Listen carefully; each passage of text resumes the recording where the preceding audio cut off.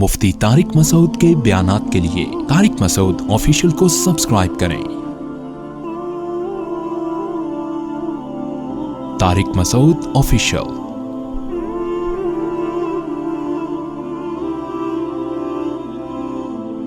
انسان کی حیات کا مقصد کیا ہے، انسان کی پیدائش کا مقصد کیا ہے، یہ کون بتائے گا؟ جس نے بنایا ہے۔ بنانے والا بتائے گا نا کہ میں نے کیوں بنایا، تو بنانے والا یہ پیغمبر کے ذریعے بتاتا ہے، پیغمبر کے علاوہ کسی اپنے نمائندے کو بھیجے گا نا وہ۔ تو محمد صلی اللہ علیہ وسلم جن کی سیرت پہ آج یہ آپ لوگوں نے کانفرنس رکھی ہے، آپ کا سب سے بڑا کمال یہ ہے کہ لاکھوں کروڑوں اربوں انسانوں میں اپنا پیغام، اللہ کا پیغام کہ میں نے تمہیں کیوں بنایا۔ اچھا، قرآن نے دو باتیں کہی ہیں۔ ایک تو قرآن نے یہ کہا لیبلوکم، بنانے کا مقصد ہے تمہیں آزمانا ہے۔ آزمائش کیا ہے؟ تین سوال بنتے ہیں۔ بنانے کا مقصد کیا ہے؟ اللہ نے بتا دیا آزمائش۔ فوراً سوال کھڑا ہوگا کس چیز میں آزمائش ہے؟ کیا یہ ریسنگ کا مقابلہ ہے، دوڑ کا مقابلہ ہے، باڈی بلڈنگ کا مقابلہ ہے بھائی، دولت کا مقابلہ ہے کہ تم میں زیادہ پیسے کون کماتا ہے، کون غریب ہے، ترقی کا مقابلہ ہے؟ اللہ نے کہا نا نا نا، لیبلوکم ایکم احسن عملا، مقابلہ اس چیز میں ہے اچھا عمل کون کرتا ہے، جو زیادہ اچھا کرے گا زیادہ کامیاب، اور جو برا کرے گا وہ ناکام۔ تیسرا سوال کھڑا ہوتا ہے اچھے کی ڈیفینیشن کیا ہے؟ کیونکہ دنیا میں ہر شخص اپنے آپ کو اچھا کہتا ہے، اور دنیا بڑی ہوشیار ہے، خوب سمجھے اس بات کو۔ بس یہ بات کر کے میں اپنے بیان کو ختم کرتا ہوں۔ دنیا بڑی ہوشیار ہے۔ دیکھیں، جس کی لاٹھی اس کی بھینس، آپ نے سنا ہے نا یہ؟ ہم اگر لوگوں کے حوالے کر دیتے ہیں نا، دنیا عالمی طاقتوں کے حوالے، کہ آپ اچھائی کو ڈیفائن کریں کہ اچھے کی ڈیفینیشن کیا ہے، تو جو وہ اعمال کریں گے ہم ان کو کیا کہیں گے؟ اچھا۔ اور آپ ڈیفائن کریں لوگوں کے حوالے اگر آپ کر دیں، جیسے کہ دنیا نے کیا ہوا ہے نا، رسول سے نہیں پوچھ رہے، اللہ سے نہیں پوچھ رہے، مذہب کو بیچ سے نکال دیا۔ وہ کہہ رہے ہیں کہ ہم ماہرین سے پوچھیں گے، یونائٹڈ نیشن سے ہم پوچھیں گے۔ ماہرین تو انہی کو سمجھا جاتا ہے نا۔ ہم امریکہ والوں سے پوچھیں گے، وہ ترقی یافتہ لوگوں سے پوچھیں گے جی اچھے کی ڈیفینیشن کیا ہے۔ تو دیکھو، جب انسان کے حوالے کیا جائے نا اچھے کی ڈیفینیشن، تو سب سے پہلے وہ کبھی بھی یہ برداشت نہیں کرتا کہ ایسی ڈیفینیشن بیان کروں کہ میں خود اچھوں کی فہرست سے نکل جاؤں۔ میں ایسا ہوگا؟ بولتے کیوں نہیں بھائی؟ یہ ہوگا ایسے؟ وہ کیا کرے گا؟ دیکھو، محلے میں ایک عزت دار آدمی تھا، ایک مثال سے بات سمجھاتا ہوں۔ بڑی عزت اس کی، بہت رسپیکٹ اس کی، اور اس نے ہر وقت عزت پہ بیان کہ عزت دار ہونا چاہیے، اچھا ہونا چاہیے، آدمی کو مینرز ہونے چاہیے، اخلاق ہونے چاہیے، اور ایسا ہونا چاہیے اچھا۔ ہر وقت تقریریں کرتا ہے اور بڑا لوگوں کو موٹیویٹ کرتا ہے، اور لوگ بھی اس کو بڑا اچھا سمجھتے ہیں، یہاں تک کہ دم کرانے شروع کر دیے لوگوں نے اس سے۔ ایک دن چھٹا لگاتے ہوئے پکڑا گیا، وہ پائپ کے اندر بیٹھا ہوا ہے اور کیا کر رہا ہے؟ چرس پی رہا ہے۔ لوگ کہیں گے اس کو دیکھو یار یہ کیا کر رہا ہے، تو چرسی نکلا۔ چرسی کو لوگ اچھا سمجھتے ہیں؟ بولے نا۔ اب اگر وہ آدمی مخلص ہوگا نا، وہ ایکسکیوز کرے گا، بھائی یہ بری چیز ہے، میں تقریر تو بہت اچھی کرتا ہوں، میں ایسا نہیں، اللہ کا شکر ہے میں چرس نہیں پیتا، کہیں آپ کہیں مفتی صاحب اپنی مثال دے رہے ہیں، لیکن یہ کہ بھائی اب میں مجبور ہوں، غلط، میں اپنے آپ کو اچھے کی فہرست سے باہر نکال رہا ہوں، بس میں اچھا نہیں ہوں۔ کیا ایسا کرے گا نا اگر مخلص ہوگا؟ لیکن اگر وہ علاقے کا دادا ہے نا، اور وہ کسی قیمت پہ اپنے آپ کو اچھوں کی فہرست سے نکالنے کے لیے تیار نہیں ہے، کیونکہ اس کو پتا ہے اگر میں نے مان لیا کہ میں اچھا نہیں ہوں تو میں لیڈر نہیں بن سکتا، کیونکہ لوگوں نے مجھے اپنا باپ بنایا ہے یہ کہنے کے لیے کہ ہم آپ کو فالو کریں گے، آپ ہیں اصل جو دنیا کو گائیڈ کرنے کے قابل ہیں، اصل تو آپ ہیں۔ تو وہ پتہ ہے کیا کرے گا؟ وہ برائی کی فہرست سے چرس کو نکال دے گا، کہے گا یہ برا عمل ہے ہی نہیں۔ وہ پھر کیا کرے گا؟ آئندہ چرسیوں کو کہے گا کہ چرس یہ پائپ کے اندر بیٹھ کے اس طرح چرسیوں والا منہ بنا کے کوئی نہ پیے۔ وہ کیا کرے گا؟ چرس ایک ٹیبلٹ کی شکل میں ہوگی، اس پہ خوبصورت پیکنگ ہوگی، اینٹی ڈپریشن اس کا نام ہوگا، لیبل بہت اچھے لگا کے، اور لیگل کر دے گا اس کو کہ بھائی جب گورنمنٹ کا لائسنس ہے آپ کے پاس، اور آپ اس خاص ٹائم پہ پی رہے ہیں جس ٹائم پہ آپ کا کوئی ایسا بھی کوئی خطرہ نہیں ہے کہ آپ کسی کو مار دیں یا کوئی حادثہ کر لیں، تو پھر یہ لیگل ہے۔ دنیا نے یہی کچھ کیا ہے، ساری دنیا ہمیشہ سے اس پر متفق تھی، سارے پیغمبروں کی دعوت تھی کہ شرابی اچھا نہیں ہوتا. شراب پینا اچھا کام نہیں ہے. دنیا میں سوائے چند اسلامی ملکوں کے پوری دنیا میں شراب اللیگل ہے یا لیگل ہے؟ مجھے بتاؤ.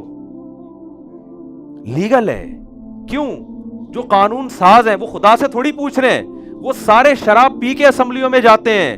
انہوں نے شراب کو لیگل کر کے شرابی کو اچھے لوگوں کی فہرست میں داخل کر لیا.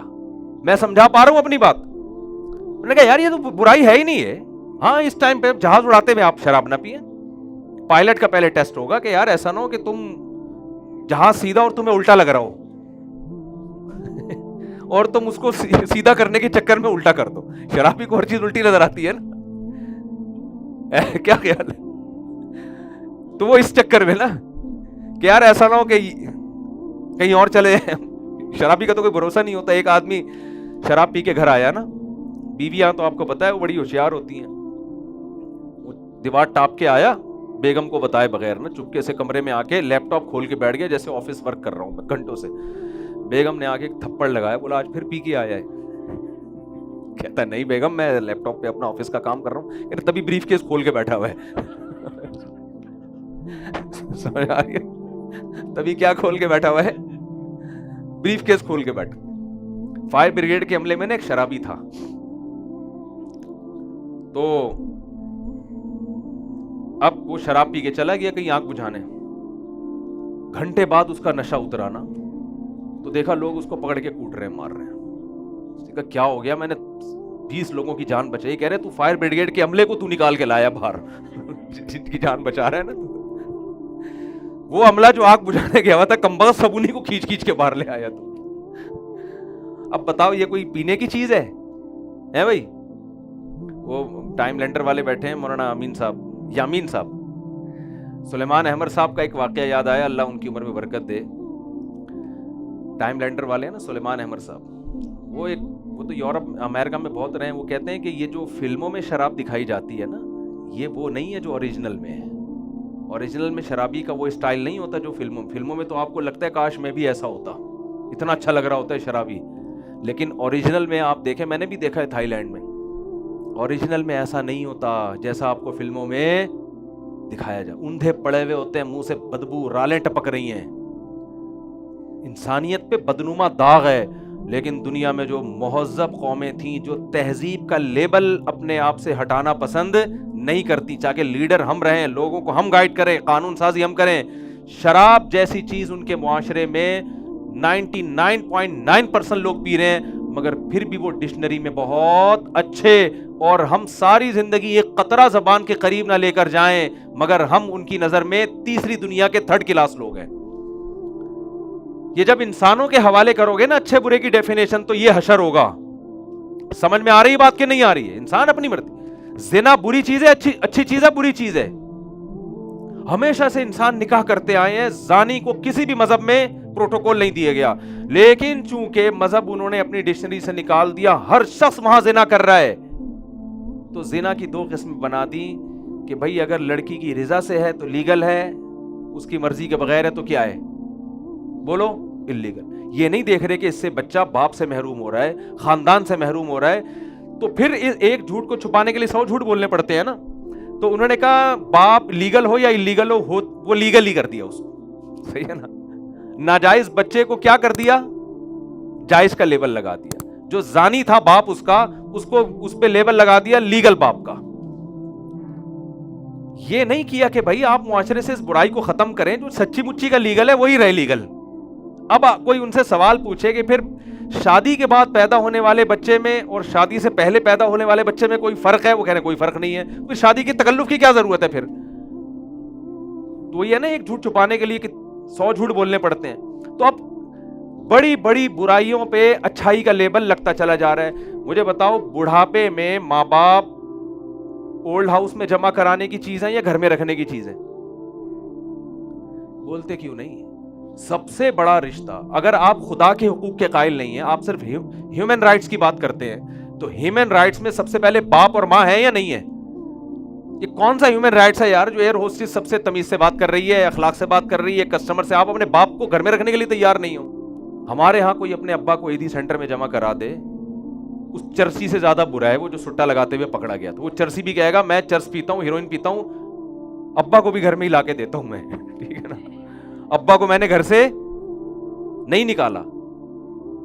لیکن چونکہ پوری قوم کر رہی ہے کہ بوڑھے کو کون برداشت کرے یار, کھانسے گا, ٹینشن دے گا, اتنا بڑا جرم یار. آپ ساری دنیا کے لیے آپ ہیومن رائٹس کی بات کر کر کے تھکتے نہیں ہو, اور تم نے اپنے باپ کو اپنے گھر نہیں رکھتے تم, یہ کون سا طریقہ ہے یار, تم اچھے نہیں ہو. اس نے کہا اچھے کی ڈیفینیشن میں یہ داخل ہی نہیں ہے, کیونکہ میں قانون میرے ساتھ ہے, گورنمنٹ کا لا ہے کہ آپ اپنے والد صاحب کو اولڈ ہاؤس میں جمع کرا سکتے ہیں, تو میں نے کرا دیا, اس سے کوئی فرق نہیں پڑتا. ہر برائی پہ ویمن رائٹس کی بات ہوتی ہے تو عورت کو گرل فرینڈ بننے میں زیادہ حقوق ملتے ہیں بیوی بنانے میں. بولو نا, مسلمان بیوی بنا کے ساری زندگی کے لیے گرفتار ہو جاتا ہے.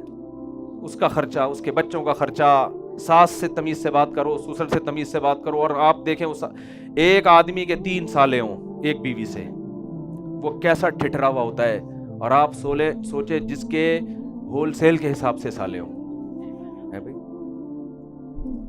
3 شادیاں کی ہوئی ہوں اس نے, ہر چیز 3 ہو, خطرناک جتنی چیزیں, سسر بھی 3, ساسیں بھی 3, سالے اتنے سالے. تو یہ مرد پسرا ہے کہ نہیں پسرا, کیا خیال ہے؟ سب کے حقوق ادا کر, نان نفقہ سب کا اکیلے آدمی پہ. ایک مسلمان مرد اگر وہ 24-25 سال میں جو ہمارے یہاں رواج ہے شادی کا, اس میں نکاح کر کے ایک پراپر لائف بیوی کے ساتھ گزارتا ہے اور اس کے اولاد پہ خرچ کرتا ہے, کروڑوں روپے اپنی آمدن کا ایک بیوی بچوں پہ وہ قربان کر دیتا ہے, اور مرنے کے بعد کروڑوں کی جائیدادیں ان کے لیے چھوڑ کے جاتا ہے. گورے یہ حقوق ادا بولو نہیں کرتے.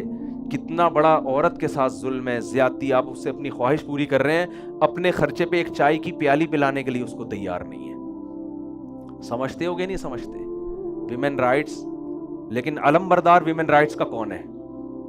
وہ ہیں کہنے عورتوں کے حقوق ہم سے سیکھو. ہم کہنا تم سالے شادی کر کے اس کو رکھنے کے لیے تیار نہیں, کہ ٹینشن ہوگی, گرل فرینڈ تو جب چاہو چینج کر لو. وہ الگ بات ہے, وہاں گرل فرینڈ کے بھی کچھ انہوں نے حقوق کر دی ہیں کہ یار گرل فرینڈ کو بھی آپ نہیں چھوڑ سکتے. وہ تو کوشش کر رہے ہیں نا کسی طرح معاشرے کو سدھارنے کی, لیکن سدھارنے کے غلط طریقے اختیار کر رہے ہیں. تو اس پہ بھی انہوں نے اچھائی کا لیبل لگا دیا کہ ویمن کے رائٹس میں یہ چیز داخل ہی نہیں ہے کہ اس پہ خرچ کیا جائے. یہ تو مسلمانوں نے فضول قسم کے, ویمن جاب کرے نا, وہ خود کمائے, اور ہمیں کیا کہہ دیا, یہ جاب نہیں کرنے دیتے ہیں. ہے بھائی, آپ کا ایک باس ہے, وہ کہتا ہے گھر بیٹھ کے تجھے تنخواہ دوں گا, وہ زیادہ اچھا یہ کہتا ہے تو ادھر آ پھر تنخواہ دوں گا. بتاؤ نا,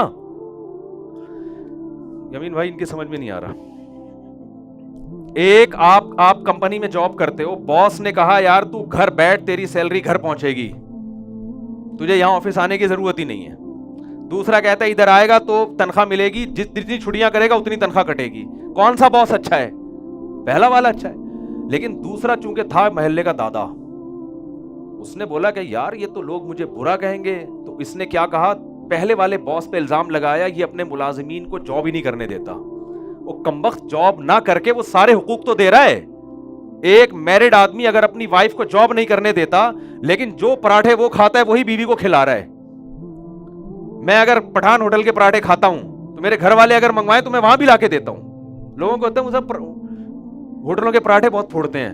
اب تو میں نے اللہ کا شکر ہے دیسی گھی کا ڈبہ رکھوا دیا ہوٹل والے کے پاس کہ بھئی یہ ڈیزل میں بنانے کے بجائے اس میں, کیونکہ ان ہوٹلوں کے نا گھی کا بھروسہ نہیں ہے کہ ڈیزل میں بنا رہے ہیں کس چیز میں بنا رہے ہیں, تو میں نے وہاں گھی رکھوا دیا ہے. تو ڈاکٹر کہتے ہیں پراٹھا چھوڑ دو, ہم کہتے ہیں بھائی دنیا چھوڑنا آسان ہے, ہمارے لیے پراٹھے چھوڑنا آسان نہیں ہے. صبح تو کھائے نا آدمی. تو یہ نہیں دیکھ رہے کہ یار یہ بیویوں کو جاب سے منع کر رہے ہیں, لیکن یہ ان کے لیے وراثت کا انتظام بھی کر کے جا رہے ہیں. بچوں کے لیے بحریہ ٹاؤن میں پلاٹ لوگ خرید رہے ہیں کہ یار مر جائیں گے بچوں کے کام آئیں گے, بیوی کے کام آئیں, گھر بنا کے جا رہے ہیں, اور جو خود کھا رہے ہیں اس کو کھلا رہے ہیں. ہر سیٹرڈے نائٹ کو ہوٹلوں پہ لوگ تو یہی کر رہے ہیں نا, تفریح بھی کروا رہے ہیں ان کو, جو جس کی جتنی حیثیت ہے, غریب کے حساب سے, مالدار کے حساب سے, یہ جاب نہ کروا کے اس پر احسان کر رہے ہیں کہ ساری سہولتیں دے رہے ہیں. لیکن گورے نے جو لیبل لگایا ہے دنیا نے, انہوں نے کہا مسلمان عورت پہ بڑا ظالم ہوتا ہے, یہ خواتین کو جاب کرنے بولو نہیں دیتا. حالانکہ وہ جاب میں جتنا کماتی اس سے زیادہ اس کے لیے چھوڑ کے جاتا ہے. وہ کماتا ہی ان کے لیے ہے. شادی شدہ آدمی تو بیچارہ नेक हो, शरीफ हो, बर्बाद हो जाता है इसमें। वरना अपने लिए एक आदमी की क्या कमा लेगा, वो क्या कर लेगा वो इन सब चीजों का। वो ना घर बनाने की जरूरत उसको, ना प्लॉट खरीदने, वो कहेगा यार मैं अकेला क्या करना है। गोरे जैसे जितना कमाते हैं सारा उनका अपना है। तो जल्दी से बात को समेटूं, जल्दी जल्दी मैं इसलिए करता हूं ताकि मुझे भी एहसास रहे कि अब समेटना है बात को। तो अच्छे की जो डेफिनेशन थी, गोरे ने क्या कर दिया, उस डेफिनेशन को चेंज कर दिया। समझते होगे नहीं समझते? उन्होंने कहा सारी बुरा, गे मैरिज कितना गंदा पलीद अमल है, होमोसेक्सुअलिटी उसको इलीगल कर दिया। अरे गैर अखलाकी हरकत है, छुड़वाओ अपनी कौम से। कह रहे हैं छुड़वाना हमारे बस में नहीं है, लोग बोलेंगे तो गंदे लोग हैं। उन्होंने कहा ये गंदा है ही नहीं, ये तो म्यूचुअल अंडरस्टैंडिंग से जो मर्जी कर लो। हर गंदे अमल को क्या करना शुरू कर दिया, लीगल करना शुरू कर दिया।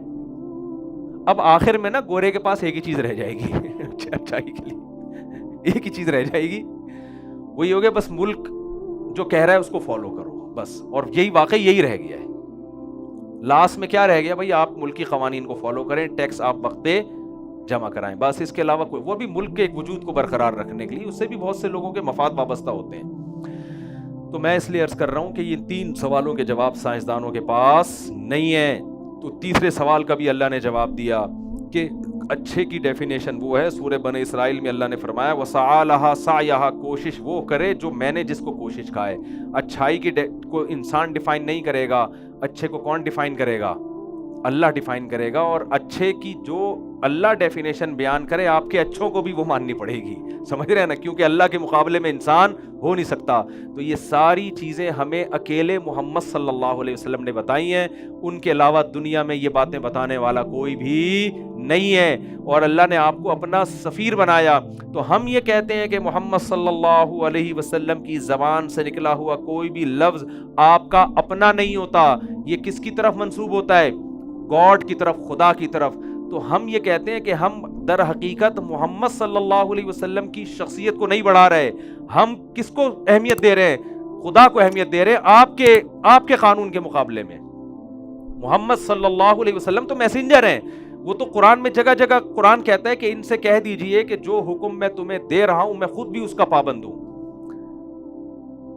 तो इन बातों का जवाब आपको स्कूलों में, यूनिवर्सिटियों में नहीं मिलेगा। तो आप अपनी तालीम को ज़रूर मुकम्मल करें। तो कुरान का हुक्म है तालीम, इस पे तो मेरे अलग बयानात हैं कि कुरान आपको कैसे तरगीब देता है एजुकेशन की, तालीम की, नबी सल्लल्लाहु अलैहि वसल्लम ने कैसे, चाहे वो दीन की तालीम हो या दुनिया की तालीम हो, ये एक अलग टॉपिक है।